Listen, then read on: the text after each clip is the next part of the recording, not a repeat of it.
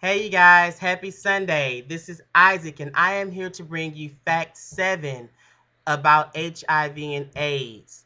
Yesterday I said we were going to talk about prevention, but I feel that there is a lot more meat that I can get in before we talk about that. So I'm going to hold that off till the latter end of the month. So without further ado, let's talk about today's topic. Today we are talking about the stages of HIV. I feel that this is an important thing to know because those of you that may not know you have acquired the virus or have become infected with the virus, this is something that you need to hear. Yesterday while I was doing the signs and symptoms portion of getting the facts, it clicked in my head that I went through one of these stages and put it off as something else. So it's very important that you hear this portion. So without further ado, let's get right into the getting the facts portion of our video sessions. Without treatment, HIV infection advances in stages and gets worse over time. HIV gradually destroys the immune system and eventually causes acquired immunodeficiency syndrome, or what we know as AIDS. As I mentioned in previous videos, there is no cure for HIV infection, but HIV medicines called antiretrovirals can prevent HIV from advancing to AIDS. There are 3 stages of HIV infection. The first stage, acute HIV infection. I talked about this stage yesterday a little bit. This is the stage that is generally developed 2 to 4 weeks after a person has become infected with HIV. During this stage, people experience those flu-like symptoms I talked about yesterday, the fever, the rash, the muscle joints, aches and pains, the swollen glands. This stage is called the acute HIV infection. During this stage, HIV multiplies rapidly and spreads throughout the body. The virus attacks and destroys the infection-fighting CD4 cells of the immune system. HIV can be transmitted during any stage of infection, but during this stage, the risk is greater for transmitting the HIV infection. Yesterday when I was talking about this stage, a light bulb clicked in my head that I had actually went through this stage. Most people who go through this stage will probably do what I did. I thought that I just had the worst cold ever because it lasted like 2 months. Literally. It lasted 2 months. I had chronic headaches that were out of this world. There was not a Tylenol, a Aleve, an Advil, a BC powder, or nothing could stop this headache, could dull the pain of this headache.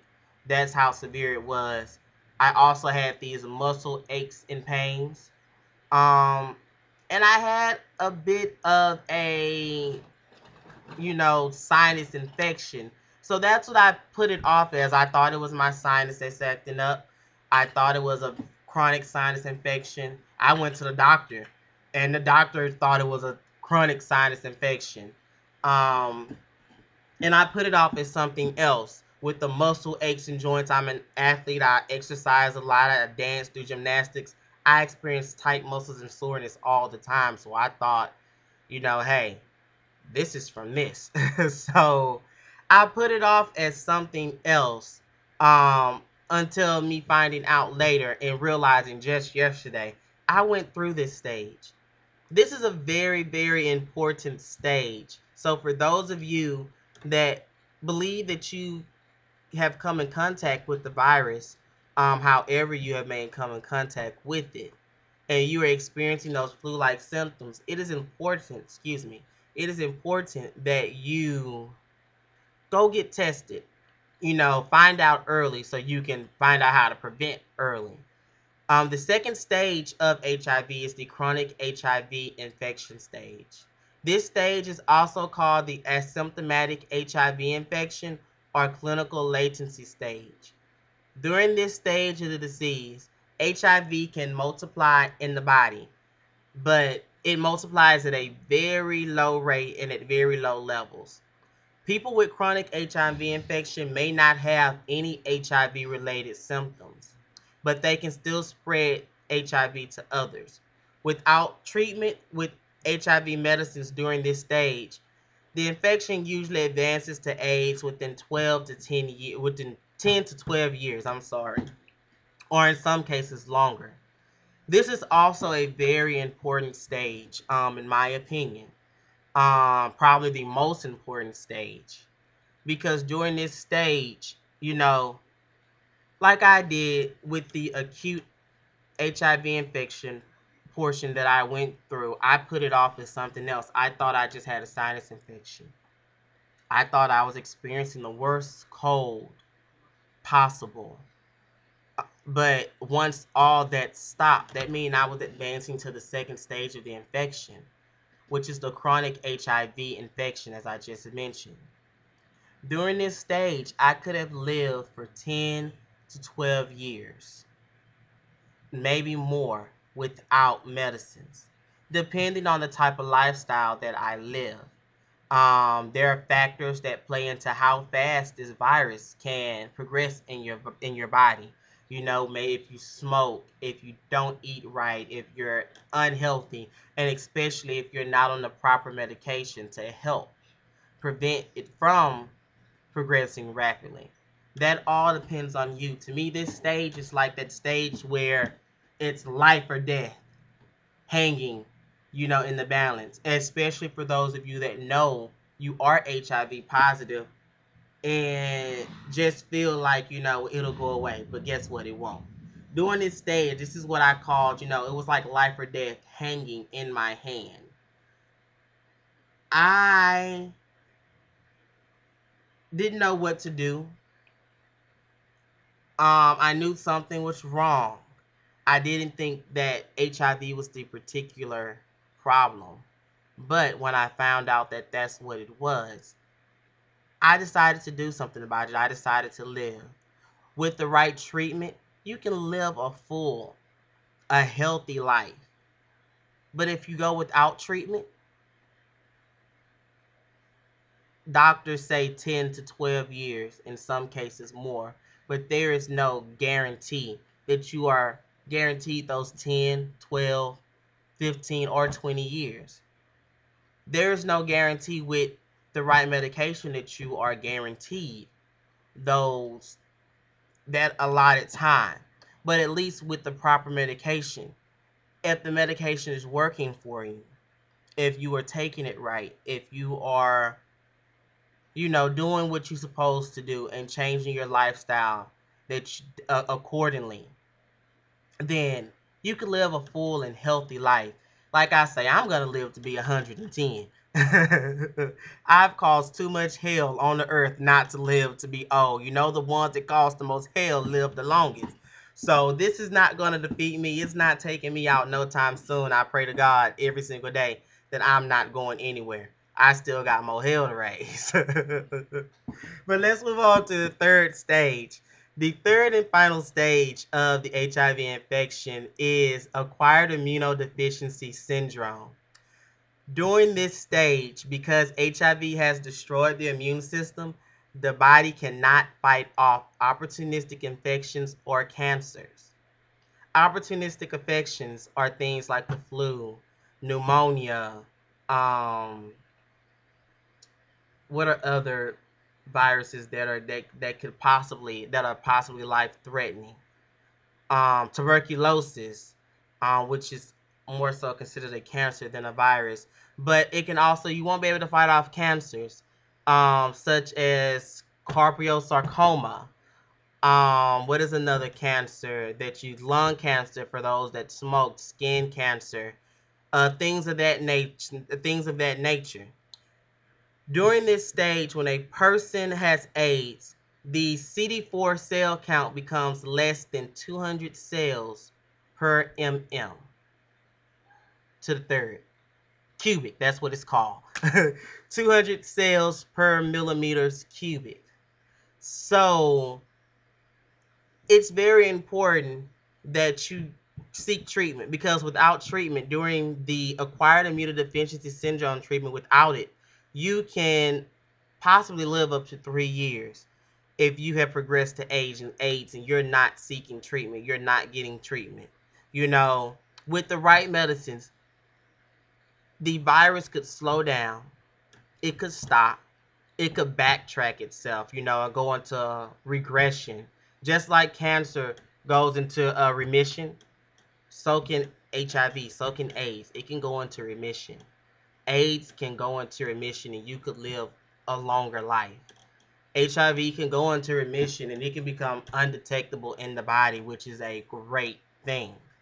You know, um, just to evaluate a little bit more on the CD4 cells.